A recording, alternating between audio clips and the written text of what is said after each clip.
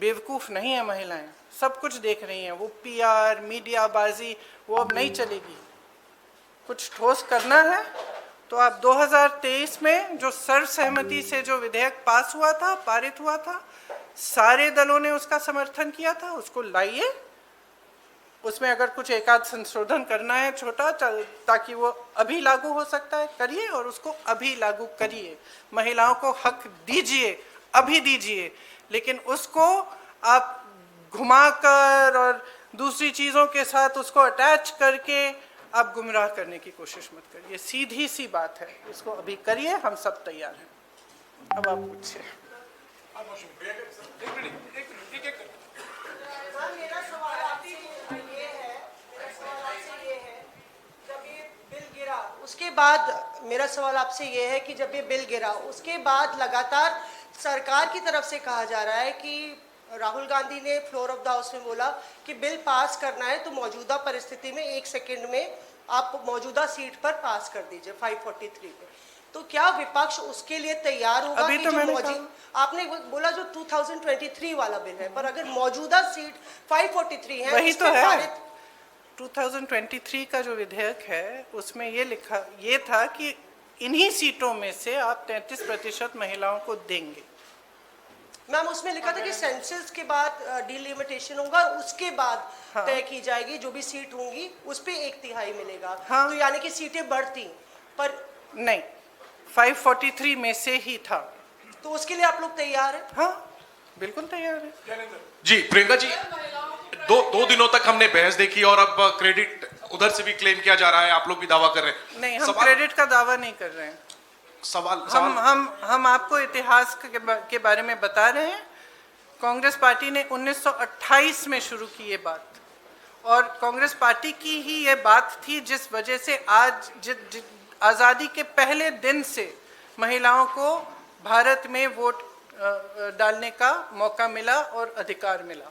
तो मैम सवाल ये था कि बीजेपी और एनडीए पूरे देश में अभियान चलाने जा रही है। आपने देखा कि कल शाम को प्रदर्शन हुए, देश भर में प्रदर्शन हमने देखा बीजेपी की तरफ से, और ये दिखाने की कोशिश है कि महिला विरोधी है कांग्रेस और इंडिया अलायंस। इसकी काट में आप लोगों की तरफ से क्या कोई अभियान चला जाएगा? क्या रणनीति होगी कांग्रेस की और इंडिया अलायंस की इसकी काट के लिए? जो बात आप अब कह रही है वो देश के आम लोगों तक कैसे ले जाएंगे? देखिए, जैसे मैंने कहा, देश की जनता जो है उसमें बहुत ही ज़्यादा विवेक है। अगर इनको अभियान करना है पूरे देश भर में, खुलकर करें। लेकिन आज देश उस परिस्थिति में नहीं है जो 12 साल पहले था। और शायद कभी कभी ये होता है कि जब सत्ता बढ़ जाती है, लोग सच्चाई नहीं बताते हैं नेताओं को। तो इस पूरे ये जो पूरा पिछले 2-3 दिनों में हुआ, इससे कुछ हद तक ये भी दिख रहा है कि ये समझ नहीं पा रहे हैं कि आज भारत बदल गया है। भारत की जनता देख रही है, समझ रही है कि मीडियाबाजी, पीआरबाजी, ये बड़े बड़े अभियान, इतना सारा पैसा डाला जाता है इसमें, ये चल नहीं रहा है।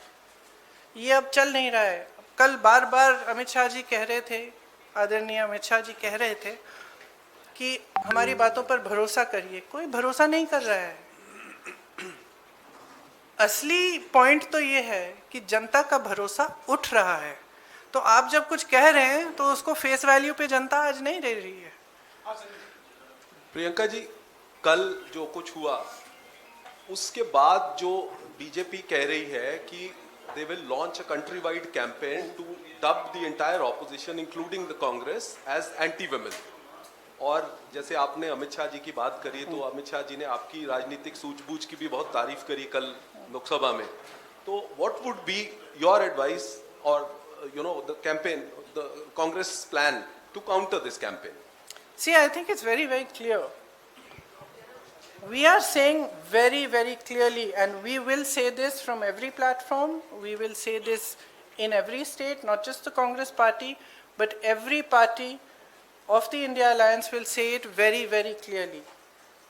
Bring that 2023 legislation which was passed, make whatever change you want to get it done by 2029, we will fully support it. We will say this again and again, all over the country. And the other point that I was making in Hindi earlier was that things have changed for this government. It's very visible from their actions. Firstly, they are under a lot of international pressure. It's very, very clear. A lot of the actions they are taking, I don't think, as my brother has said multiple times, any Indian Prime Minister would have accepted the terms of the deal that they have done with the US unless there was massive pressure. He is obviously under massive pressure. It is very obvious.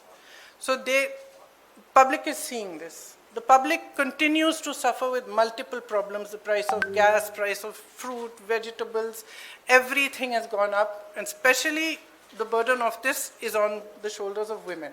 And it's across class, across caste. It does not matter whether you're a rich woman, poor woman, whether you live in an urban center, whether you live in the villages. Your problems are increasing. And there is nothing coming from the government to resolve them. So the public can see it. So they can take their Mahila Morcha in front of whoever's house they want. They can make as much tamasha as they want. This country has now awakened to the fact that they do not stand by their words. They cannot be trusted, and certainly women cannot trust them, because we have seen their attitude and their behavior on multiple occasions. So I think it's very clear. They can do what they like. The public is seeing everything very, very clearly. And the chronology of their, the last few days, the way they have brought this bill, the things they have attached to it, the delimitation, the 2011 census, it's very clear. They knew this bill is not going to be able to be passed. They just wanted the political credit. Simple as that. कई सवाल हैं आपके पास, वक्त है ना? हाँ, सिद्धार्थ। पति का जन्मदिन है तो थोड़ा शॉर्ट रखिए। मैम ये सवाल ये है, मैम सवाल ये है, मैम सवाल ये है, यहाँ पे विमेंस कर लेते हैं। Okay, after this one. Ma'am सवाल ये है कि आप लोग कह रहे थे कि ये वुमेन रिजर्वेशन बिल सिर्फ एक ढाल है, पीछे से मंसूबा डिलिमिटेशन पास कराना है। अभी भी डिलिमिटेशन बिल के लिए कल जब जो मंत्री किरण रिजिजू है उन्होंने कहा कि बाकी दो बिल अब मैटर नहीं करता है, इसको हम बाद में पुटअप करेंगे। डिलिमिटेशन की मैं बात कर रहा हूँ, उस पे आप लोग कैसे आगे इसको चीज रखेंगे? हमारा स्टैंड बहुत क्लियर है। पूरे अलायंस ने अपना स्टैंड बहुत क्लियर किया है, और इस वोट से और भी स्पष्ट हुआ है कि हमारी मानसिकता में, मानसिकता नहीं, हमारी समझ में ये जो बिल लाया गया और ये जो 3 दिनों की चर्चा चली, ये महिला आरक्षण की नहीं थी, ये परसिमन पर ही थी। और इस पर हमने सब ने अपने विचार बहुत स्पष्टता से व्यक्त कर लिए हैं। अरे you said to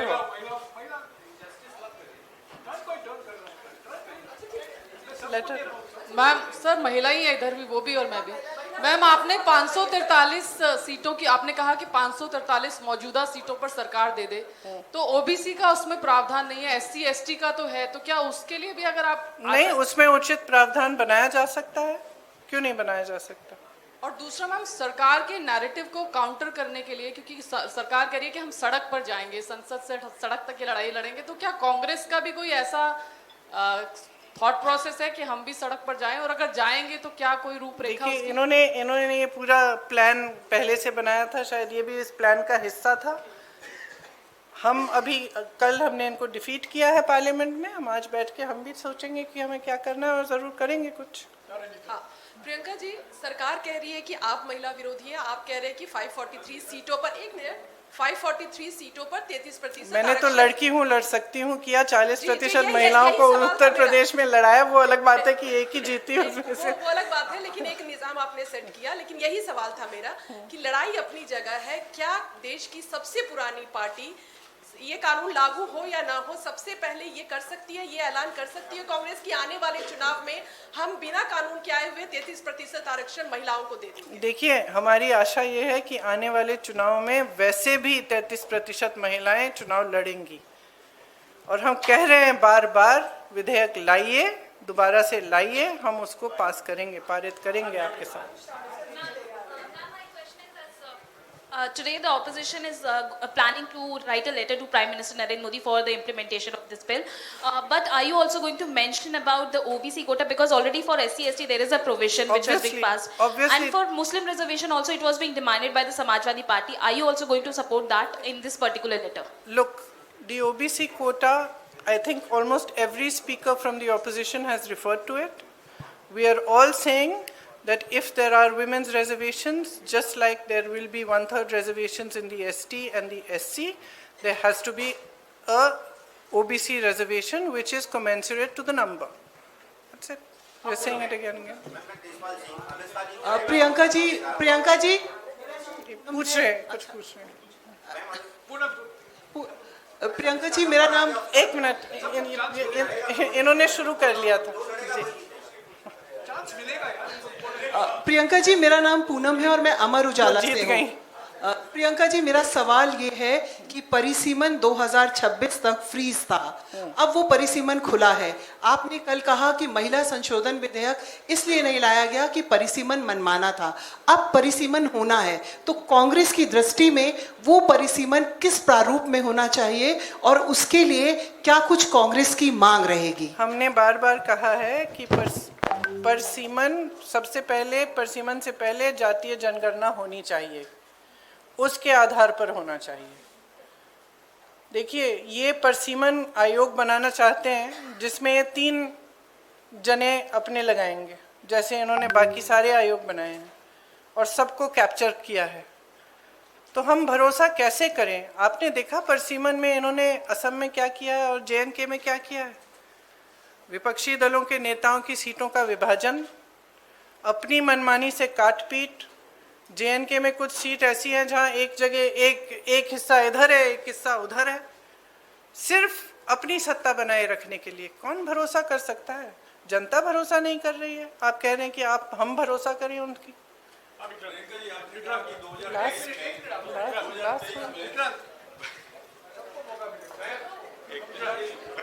Priyanka ji, जिस तरीके से 1971 में इंदिरा गांधी जी ने सोचा था कि दक्षिण भारत उत्तर भारत में डिवाइड ना हो, इसलिए सीटें उन्होंने उतनी ही रखी।